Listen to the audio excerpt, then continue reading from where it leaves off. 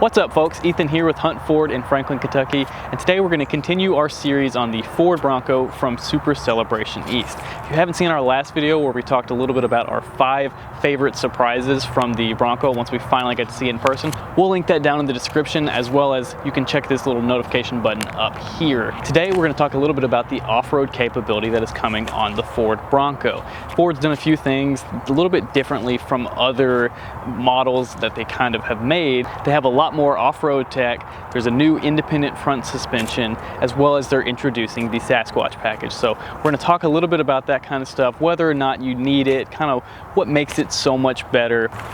So all of that said, let's go ahead and get into it. So on the Bronco, Ford introduced an all-new independent front suspension. This is a lot more different from other manufacturers like the Jeep, where historically they have had a solid front axle which connects both wheels together. There are some pros and cons to the independent front suspension, but Ford's worked with companies like Bilstein to make a shock system that really mitigates a lot of those. One of the major benefits, though, of the independent front suspension is that it is going to be a lot smoother. We noticed this while we were on our ride and drive with our driver. As he was kind of ripping through the trails, it was a lot smoother than, you know, Jeeps of the past. Our Bronco specialist Ben owns a Jeep and talked about the ride quality of the Bronco versus the Jeep and how those much faster portions of the drive were actually a lot smoother than his Jeep that he actually owns. One of the major downsides of the independent front suspension that you either gain or lose versus a front axle that's solid is the amount of articulation that your wheels can actually travel. But with the electronic front and rear sway bar disconnects, it's going to allow a lot more wheel travel and a lot more articulation. But that ability to just press a single button to turn on and off your sway bar to allow more articulation is really going to make a difference. Historically, you kind of had to manually disconnect it, hop out of the vehicle, manually disconnect it. Nowadays, that's going to be a thing of the past.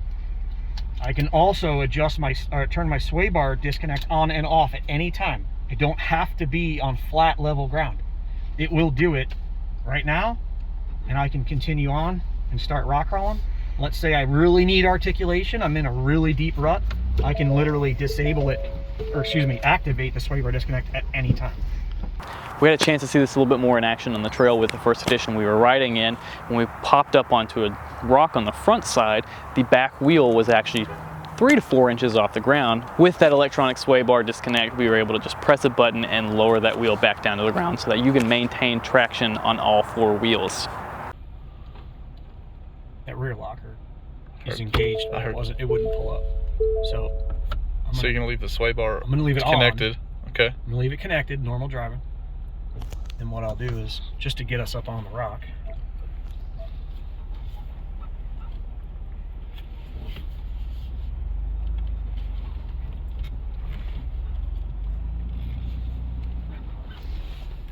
Sweet. that wheel's off the ground. Yeah, right completely off. now. Watch this. Oh wow. Oh my God. Now it's not on the ground, not off the ground anymore. I could continue very easily. I mean, that was probably every bit of 4 inches off the ground over there too. So now let's get into some of the off-road technology. A lot of new stuff is coming on this Bronco that hasn't really been done before by Ford. First and foremost, obviously you have seen probably by now videos of the Trail Turn Assist. What the Trail Turn Assist essentially is going to do is going to help you turn your vehicle much sharper of an angle on things like a switchback. We got a chance to check this out in 2 different ways. The first time kind of was in theory, where our driver just showed us on flat gravel, and then we got a chance to really check out what it does on the trail on an actual switchback. So we'll kind of show you what that looks like here, and then you can be the judge of whether or not you think it'll be actually useful. We think that it will be an absolute game changer for those who use this much more off-road. Down for Trail Turn Assist. Okay, so you got to hit that button up there for trail turn. Okay, I see. Lock it in. Yep. Front locker. I'm going to drive. Full lock. No brake.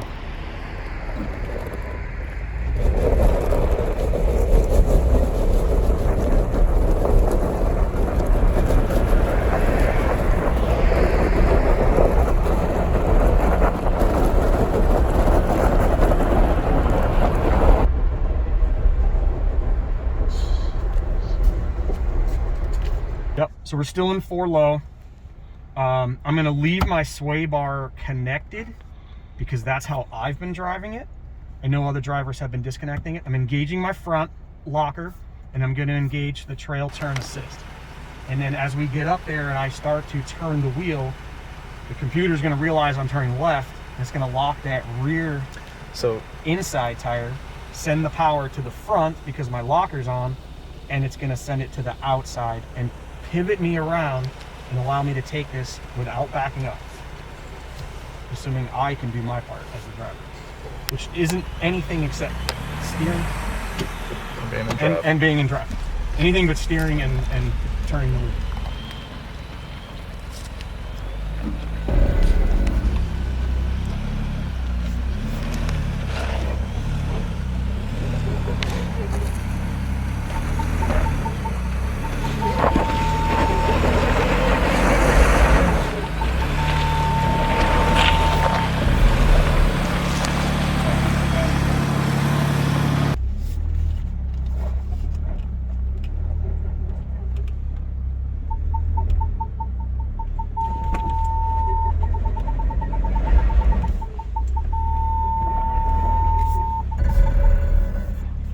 Another thing that's going to make a big difference on this Bronco is the GOAT modes, or go on any terrain. What the GOAT modes are going to really do are going to tailor your drive experience based on the conditions you are driving in. So for example, when we were doing our trail drive, it was a little bit on the wet and muddy side, so we made most of the trip in slippery, but we got to a rock crawl portion, so we switched to the rock crawl mode that's available in the Sasquatch package. And then as we kind of navigated through it, we switched into mud ruts, and we did that to make sure that our vehicle is specifically tuned for the environment we are driving in. Ford has done these drive modes for a little while now, but these GOAT modes are really going to be tuned for much more of that off-road ability. I talked a little bit about the 360-degree camera earlier in that last video, but here's why we think this is going to be one of the biggest changes in off-road tech for Ford. There have been multiple times when you come up a hill and all you can see is over the top of the hood, and really and honestly you lose a lot of the vision of what the trail does. In some cases you even kind of can't tell which way to go, you don't know what's in front of you, and that front camera that's going to be on the hood of your car really is going to give you an opportunity to see, you know, do I need to turn left, do I need to turn right, do I need to avoid a rock that's going to be in my way? And that is going to make a large difference. And as I mentioned in that previous video, it's going to make you have to rely less on a spotter, and you're going to be able to make those decisions right from the driver's seat. As well, the ability to determine your route based on where your wheels are at and what is going on behind you is going to really make a large difference. The last big thing that we want to talk about on off-road technology is the trail control, which is an off-road cruise control, which is more geared to help you go down hills and keep you at a controlled pace while you're doing so. It's going to be really helpful on kind of more slippery roads or more slippery trails, and it is going to let you control the speed at which you are going down in a very similar way to your normal cruise control. I think it was limited to about 20-25 miles an hour, so you're not going to be able to go too fast using it, but really it's going to make a big difference on the more technical, slower portions of the trail as you're heading down hills or kind of maneuvering around things. It was especially helpful on the more slippery hill that we were coming down on the trail because it allowed our driver to mostly focus on the steering, and it controlled the braking and the acceleration to make sure all you had to focus on was getting around the objects. One of the best things about the Bronco is that the Sasquatch package is going to be available on all trim levels. So this is really going to let that capability from the factory stand out at really any price point within the Bronco lineup. You can get a base Sasquatch package, which doesn't have a whole lot of the interior features like the heated seats, the power seats, or anything like that. But it does still have all of the capability straight from the factory that any other lineup is going to have with the Sasquatch package. And I think that's a really smart move by Ford because that's going to bring that major cost down, and I think you will see a lot of people driving with a base Sasquatch vehicle. So here's what's going to come on that Sasquatch package. You're going to have a beadlock capable wheel on 35-inch tires. You're going to have a much higher fender flare to allow more clearance on those. You're also going to get a 4.7:1 final drive ratio. That's going to make a big difference on the lower end as you're driving down the trails. As well, you're going to get some electronic lockers and upgraded Bilstein shock system. So more than anything, we're just excited to be able to get these Broncos in our hands and test them out on the trails. We are going to make a trip down to the off-rodeo so that we can get a chance to learn how to drive these Broncos off-road from some of the best. As always, guys, thank you for watching this video. If we forgot anything, please let me know down below in the comments. If you haven't had a chance to subscribe to our channel yet, go ahead and do so now. You can click the button down here, hit that notification bell so that you're alerted whenever we make any more videos. We've got a lot more Bronco content as we get some in, and as well as we go to this off-rodeo.